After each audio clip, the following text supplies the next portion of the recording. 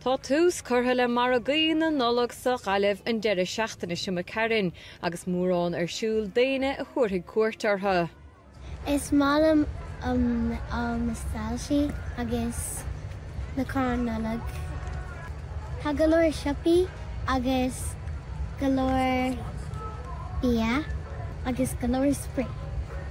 Tá bris is clag stála ar féidir cuairt ortha lán de bhí mil seoga bronta na sí agus mórán eile chomáile Daddy na Nollag agus a chuntóirí.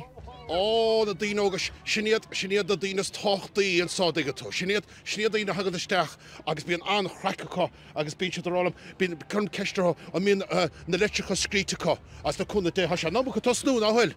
Tagad daoine as an riocht, ceoraí, muo, dún an áil go chéine agus bíon an chreic agus bíon ar fada den goháil ina chéad agus uanta se tuair siad bronta na stom. Cad na marshmallows. What's bránim san na marshmallows? Má na marshmallows. Yeah, tá siad go hálan ar fad an sá.